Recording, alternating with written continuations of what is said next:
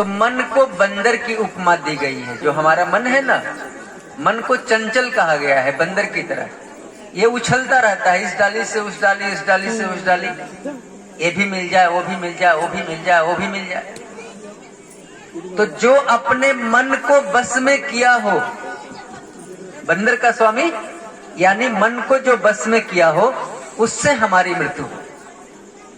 ब्रह्मा बाबा बोले चलो ठीक है, हम तुम्हें यही आशीर्वाद देते हैं कि तुम उसी से, वही तुम्हारा वध करेगा।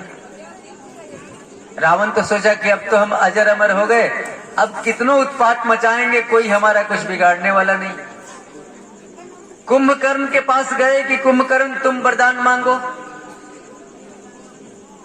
अब तो सारे देवता की धड़कन बढ़ गई कि कुंभकर्ण कहीं उल्टा पुल्टा वरदान मांग लिया तो पूरा विश्व का अनाज खा जाएगा, हम लोग भूखे मर जाएंगे। दौड़े दौड़े देवता लोग सरस्वती मैया के पास गए, सरस्वती माता जी एक काम करो ना, कुंभकर्ण के जीभ पर बैठ जाओ, थोड़ा सा गड़बड़ मंगवा दो उससे। कुंभकर्ण को मांगना था कि एक दिन जगे, एक दिन सोए या 6 महीना जगे। लेकिन कुंभकर्ण ने क्या मांग लिया? 6 महीना सोए और 1 दिन जगे। देवताओं को शांति मिली कि चलो भैया कम से कम 1 दिन जगेगा ना, 1 दिन में जितना खाना होगा खा लेगा, फिर तो सो जाएगा। मामला ठीक हो गया। विभीषण के पास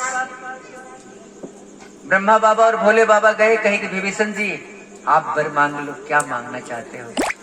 तो विभीषण तो धर्मात्मा थे, धर्म रुचि उनका अगला जन्म था, प्रताप भानु के धर्मात्मा मंत्री थे। तो बोले कि हमें आप यही वरदान दो कि हमारी प्रीत आपके चरणों में लगी रहे, हमें और कुछ नहीं चाहिए।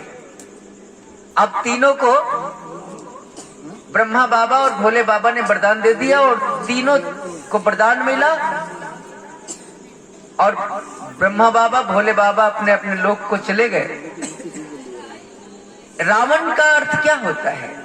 रावण जिसकी वृत्ति 24 घंटा उत्पात करने की हो, जिसकी वृत्ति 24 घंटा कष्ट देने की हो, उसी का नाम रावण। अब रावण लगा उत्पात मचाने, चारों तरफ हाहाकार मचा दिया।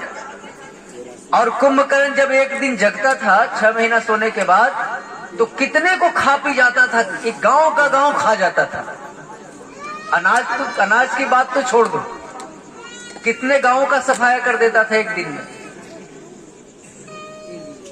विभीषण भगवान का चरण सेवा करते थे। लंका में विभीषण की कुटिया थी और तुलसी का चौरा बना के रखा था आंगने में, राम नाम लिख के रखा था और भगवान का भजन विभीषण जी किया करते थे पूरे लंका में। देखिए इससे प्रमाण क्या मिलता है कि पूरे लंका में भी यदि आप भगवान का नाम लेते रहोगे, जहां चारों तरफ आपके राक्षस हो, और भगवान का नाम लेते रहोगे, तो राक्षस तुम्हारा कुछ नहीं बिगाड़ पाएंगे। एक दिन तुम लंका के राजा बन जाओगे। विभीषण की तरह धैर्य रखो और धैर्य रख के भगवान का भजन करो, एक दिन तुझे राज तिलक मिल ही जाएगा। ये शास्त्र हमारा दर्शन है, शास्त्र हमें शिक्षा देता है, सत्कर्मों पर चलने की सीख देता है। रावण का विवाह किससे हुआ था? थोड़ी सी हम लोग जानकारी इसकी ले लें। मैं दानव नाम का एक राक्षस था, उसकी कन्या थी मंदोदरी। मंदोदरी से रावण का विवाह हुआ था। एक घटना हमें याद आ गई। हम धर्मपुर में कथा कर रहे थे, एक बूढ़े कथा में पीछे बैठे हुए थे, बहुत बूढ़े थे। उन्होंने एक चिट्ठी लिख के हमारे पास भेजी। चिट्ठी में क्या लिखा हुआ था कि बाबा कृपया ये बताएं कि गणेश जी के दादा का नाम क्या था। अब जो ही मैंने सुना हमारी खोपड़ी गर्म हो गई। मैंने कहा कि जिन बाबा ने मेरे पास चिट्ठी भेजा है वो हमसे गणेश जी के दादा का नाम पूछ रहे हैं। और मैं उनसे पूछ रहा हूं कि राम के पिता का क्या नाम था। यदि वो राम के पिता का नाम बता देंगे तो हम गणेश जी के दादा का नाम बता देंगे। आप राम के पिता का नाम बताओ। आप कहिएगा राम के पिता दशरथ थे, हम कहेंगे दशरथ तो राम के पिता थे ही नहीं, वो तो श्रृंगी ऋषि यज्ञ कराए, खीर मिला और खीर से बेटा हुआ।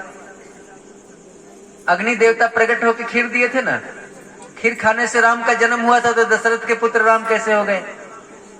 दूसरा कारण और, राम तो कौशल्या के पेट से निकले ही नहीं थे, वो तो प्रकट हुए थे, तो राम के पिता दशरथ कैसे हो गए? भगवान के कोई माता पिता नहीं है, भगवान के कोई रिश्ते नहीं है। भगवान ने धरती पर आके लीला की है, लीला का आनंद लीजिए। भगवान के माता पिता के चक्कर में मत पड़िए, भगवान बिना माता पिता के होते हैं। भगवान जिस रास्ते पर चले हैं उसी रास्ते पर चलने का प्रयास कीजिए। वो तो निर्गुण है, निरूपम है, निर्विशेष है, उसके कोई रिश्ते नहीं है। उसे आप जिस रिश्ते में बना लोगे आपके लिए वही बन जाएगा। भगवान को मित्र बना लो, मित्र बन जाएगा। भगवान को अपना स्वामी बना लो, स्वामी बन जाएगा। भगवान को अपना पति बना लो, मीरा भगवान को पति ही तो बनाई थी, पति बन जाएगा आपका। भगवान से रिश्ता जोड़ लो, चाहे जो रिश्ता तुझे पसंद आता है भगवान से रिश्ता जोड़ लो, भगवान तुम्हारे लिए वही बन जाएगा। अब उस भगवान को तुम राम कह लो तो तुम्हारे लिए राम बन जाएगा, कृष्ण कह लो तो तुम्हारे लिए कृष्ण बन जाएगा, और नहीं हो तो कोई ब्रह्मा कह लो तुम्हारे लिए ब्रह्मा बन जाएगा। भगवान बिना नाम के हैं, इसीलिए कोई नाम भगवान का रख लो, भगवान उस नाम को स्वीकार कर देंगे। भगवान किसी रूप के नहीं है, भगवान का कोई रूप बना लो, चाहे पत्थर का रख लो, चाहे खूब सुंदर आदमी का रूप बना लो भगवान का। भगवान तो कन कन के पास ही हैं। हरि व्यापक सर्वत्र समाना, प्रेम ते प्रगट हो ही मैं जाना। वो तो कन कन का वासी है, उसके कोई माता पिता नहीं है, वो तो बिना माता पिता का है। ब्रह्मा का शाब्दिक अर्थ क्या होता है? ब्रह्म का शाब्दिक अर्थ होता है ज्ञान। ज्ञान का कोई रूप है, कोई रंग है, ज्ञान का कोई आकार है? भगवान का नाम है सत्य। सत्य का कोई रूप रंग आकार है? विचार कीजिए ना, चिंतन कीजिए। इसीलिए तो भगवान को निराकार कहा गया। सत्य ही परमात्मा है, और सत्य का न रूप है, न रंग है, न आकार है। इसलिए सत्य के कोई माता पिता क्या हो सकते हैं? ज्ञान के कोई माता पिता क्या हो सकते हैं? आदर्श के कोई माता पिता क्या हो सकते हैं? इसी को तो भगवान कहा गया है शास्त्रों में।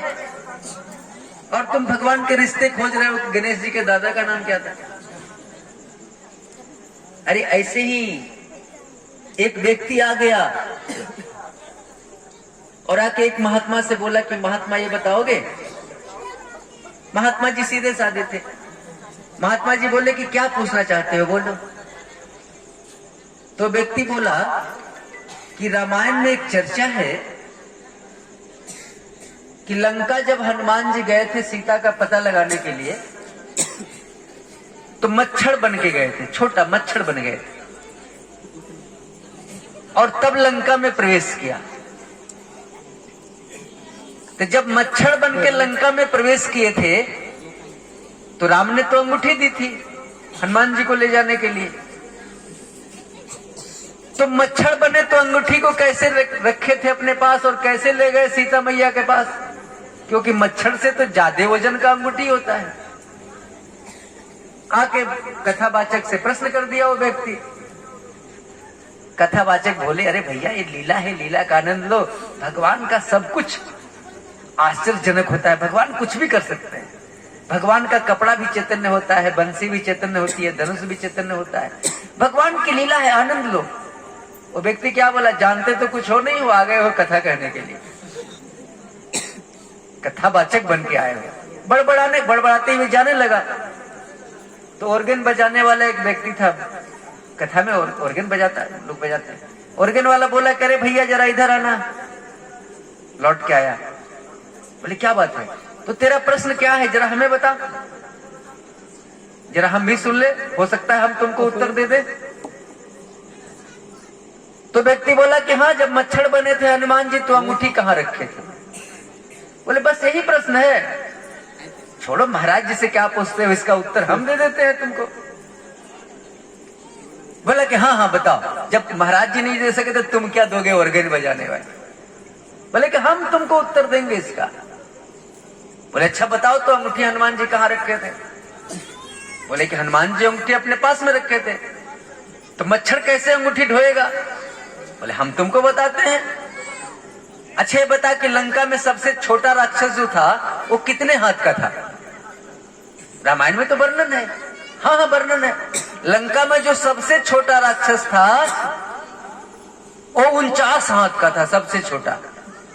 तो भैया जिस शहर में, जिस गांव में, जिस राज्य में सबसे छोटा आदमी 49 हाथ का हो, तो उस गांव, उस राज्य का राक्षस भी तो 2-4 हाथ, मच्छर भी तो 2-4 हाथ का होगा। जिस गांव में आदमी 49 हाथ का हो, तो उस गांव में मच्छर भी तो 2-4 हाथ का होगा ना। हाँ हाँ तुम ठीक कहते हो, मच्छर 2-4 हाथ का जरूर होगा। तो जब 2-4 हाथ का मच्छर होगा तो वो अंगूठी क्यों नहीं ले जा सकता। एकदम तुम्हारा उत्तर सही है, तुम्हारे महाराज जी गलत है। ऐसे ऐसे बेतुके प्रश्न लेके लोग आते हैं। अरे भैया आजकल तो झमेला ही खत्म हो गया पूछने वाला। अब तो कोई आता है हमसे पूछने तो कहते हैं बड़ा वाला मोबाइल है उसमें सर्च करके देख लो। क्यों हम तो हमारा टाइम खराब कर रहे हो। मोबाइल में बोलो कि गणेश जी के दादा का नाम, मोबाइल में आ जाएगा, सुन लो। मोबाइल में सब कुछ लोड हो गया। परमात्मा को पाना है ना, हमारा शास्त्र प्रत्यक्षवाद नहीं है, विश्वास कीजिए।